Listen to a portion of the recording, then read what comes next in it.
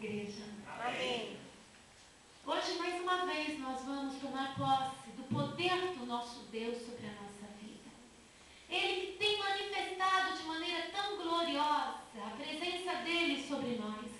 Mais uma vez, eu quero que o Senhor arranque de quem está ouvindo a mensagem toda canseira, todo enfado, para que possamos chegar a ter um coração pleno diante de Deus. Aleluia. Em aos Romanos, capítulo 9, você pode abrir comigo no versículo 14. Está escrito: que diremos, pois? Que há injustiça da parte de Deus? De maneira nenhuma. É uma frase que muitas vezes cada um de nós usamos porque não conseguimos entender o andar de Deus, o caminhar de Deus. Graças a Deus essa frase não mais faz parte do meu vocabulário. Mas muitas vezes no passado eu utilizei sim: ah, Senhor, que injustiça é essa? No entanto, agora eu conheço o coração de Deus. Mas eu entendo também que as ovelhas nem sempre estão com esse entendimento. E nós olhamos para o nosso Deus e falamos: que diremos, pois, que há injustiça da parte de Deus? Não há. Da parte de Deus é impossível haver injustiça, porque Ele é um Deus justo. Muitas vezes nós olhamos em volta, ao derredor nosso, os acontecimentos e somos incapazes de entender tudo o que acontece. O que acontece no mundo, somos incapazes de entender. Mas o que acontece no coração de Deus, você tem que ter plena certeza. No coração de Deus ocorre justiça. Em nenhum momento da parte do nosso Deus ocorre a injustiça. E diz a palavra, continua aí no versículo 14, 15, aleluia, de aos Romanos 9. Pois diz a Moisés: compadecer-me-ei de quem me compadecer, e terei misericórdia de quem eu tiver misericórdia. Assim, pois, está, não depende do que quer nem do que corre, mas de Deus que se compadece. Porque diz a Escritura a Faraó: para isto mesmo te levantei, para te mostrar o meu poder e para que o meu nome seja anunciado em toda a terra. Nós temos a mania de querer, de alguma maneira, converter a Faraó. Em uma das mensagens do Senhor já nos ensinou isso. Faraó nós não convertemos. E nem temos que tirar Faraó dos acontecimentos. Porque o próprio Deus, ele fala bem claro para Faraó: para isto te levantei, para te mostrar o meu poder. Glória a Deus. Faraó era considerado no Egito deuses vivos para eles, mas para nós não. Era como uma divindade para o povo. Toda a família de Faraó, eles eram como uma divindade. Eles achavam que ele tinha como se fosse filho de um deus chamado Osíris. Então, para eles, era muito importante a figura do governante deles, chamado de Faraó. Era como um deus na terra para eles, um filho de Deus, dos deuses estranhos, claro. Então, ele era colocado como uma pessoa muito importante diante dos homens, diante da sociedade deles. E Deus permitia isso sim. E às vezes você vê pessoas dentro da tua família, dentro do teu emprego, dentro da sociedade que tu vives, que parece realmente que eles carregam um orgulho tão grande, tão imenso, que eles se consideram até um Deus mesmo. E você fala: Senhor, por que você permite aquela pessoa mandando na minha vida? E você fala: Senhor, que injustiça é essa? Aquela pessoa se acha. Realmente, ela se acha. Mas Deus não é injusto. Ele permite para que a glória dele seja manifesta. Quanto mais a pessoa se achar lá em cima, a maior, a melhor, maior Deus vai mostrar que realmente é Ele. Aleluia. Então o próprio Senhor fala: para isto te levantei, para em te mostrar o meu poder, para que meu nome seja anunciado em toda a terra. Aleluia.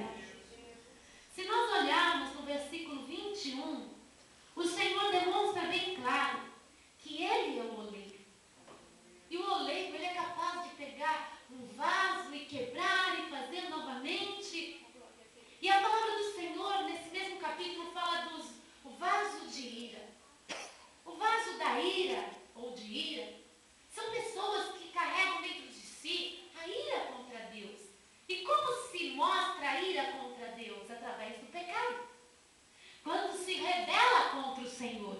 Um ser humano, ele se rebela contra Deus quando ele está pecando. Por isso, aqueles que são chamados filhos da luz, de maneira nenhuma se agrada do pecado ou nem quer fazer parte dele, porque pecado significa ser filho ou vaso da ira, rebelar-se contra Deus. É impossível nós tomarmos da Santa Ceia, comermos da Santa Ceia do Senhor e falar que o pecado pode fazer parte da nossa vida. Se por um pouco de tempo ele está fazendo parte, mas você tem que ficar indignado contra ele, porque você não é rebelde contra o Senhor.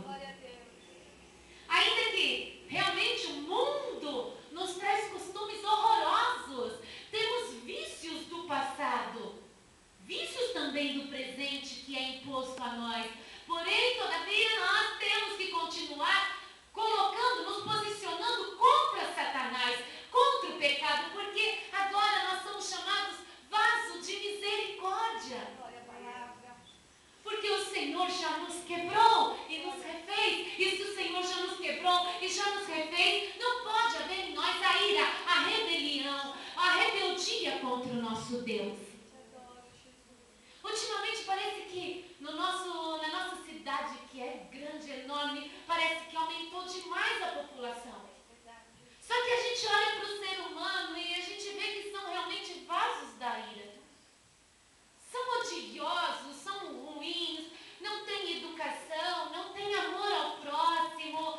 E a gente olha e fala como o ser humano continua rebelde a Deus. A rebelião do ser humano, ela continua contra o nosso Deus. Mas já que o Senhor nos deu a oportunidade de um dia recebermos salvação e recebermos o Espírito Santo dentro de nós, nós temos que nos posicionarmos como realmente vasos de misericórdia. Significa que o nosso pecado Jesus Cristo já levou na cruz do Calvário. Significa que um dia Jesus já nos deu realmente a carta de liberdade. Não somos mais escravos do pecado, nós somos livres pela graça de Deus. E ainda que estejamos presos em um cárcere, em uma prisão ou em uma situação de vida, se nós não pecamos, nós somos chamados pelo Senhor de pessoas livres. E realmente a nossa sociedade, ela não nos dá muito o direito de liberdade, não. Ultimamente você não tem nem o direito da liberdade de expressão. Existe uma palavra constante, processo. Eu vou te processar por danos morais, eu vou te processar por isso, por aquilo, e vão acumulando cada dia, querem mais leis, porque o ser humano não pode falar nem pensar. Mas é engraçado que o nosso Deus já nos deu a liberdade. Ele falou, se você já não serve mais o pecado, tu não é mais escravo, é livre. E ainda que o ser humano tente realmente amordaçar a nossa boca, o nosso coração é livre porque Jesus já nos libertou. É maravilhoso isso. Então lá em Êxodo, vamos em Êxodo capítulo 33. Glória ao Espírito Santo. Como é gostoso degustar da palavra de Deus. É algo que nos levanta cada vírgula que tem na palavra do Senhor. Moisés, ele viveu de 1592, mais ou menos, antes de Cristo, a 1472 antes de Cristo. E engraçado, em média, 1500 anos antes de Cristo, e é tão atual a situação espiritual de Moisés.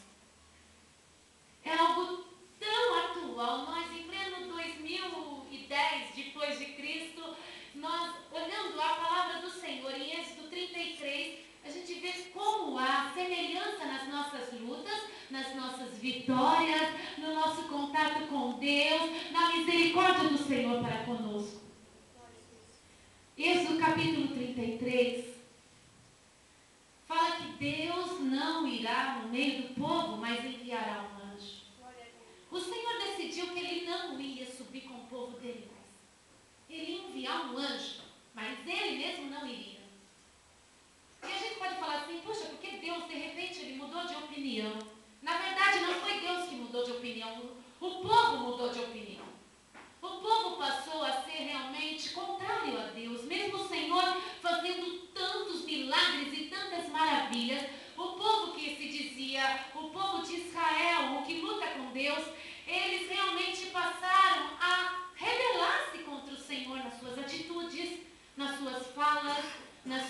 sonhos?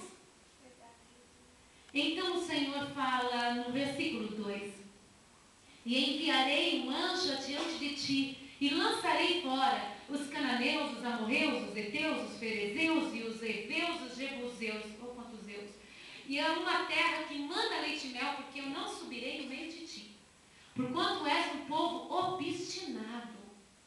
A palavra obstinado significa teimoso. Num dicionário mais atual significa cabeçudo. Era um povo realmente que não se deixava convencer por Deus. A situação deles serem obstinados, teimosos, em outras palavras, cabeçudos. O Senhor fala assim: se um momento eu subir no meio de ti, te consumirei. A teimosia do povo era tamanha que o Senhor mostrou bem claro: se eu for no meio de ti, eu os consumirei. Era insuportável para Deus estar no meio de um povo tão teimoso, tão obstinado, com a cabeça tão formalizada contra o Senhor. Para o Senhor aquilo era insuportável. A ira do Senhor ia tomar conta. Muitas vezes você fala: parece que Deus se afastou por algum momento de mim. Então não sejas obstinado, não sejas teimoso. Deixa Deus tomar conta do teu coração, porque o Senhor, Ele é maravilhoso. Aleluia. Pode falar assim: puxa, mas como Deus é ruim, no meio do caminho Ele desiste de subir com o povo. Deus é tão bom, mas tão bom, que Ele não quis que a ira dele matasse aquele povo no meio do caminho, porque era o que ia acontecer. Então, continua aqui.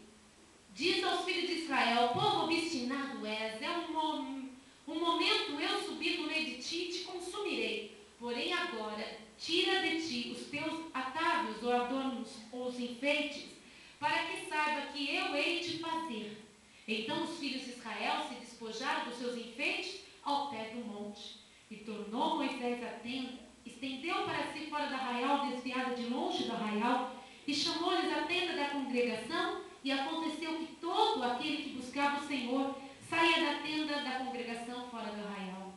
E aconteceu que, saindo Moisés da tenda, todo o povo se levantava, cada um ficava em pé à porta da sua tenda e olhava para Moisés pelas costas até ele entrar na tenda.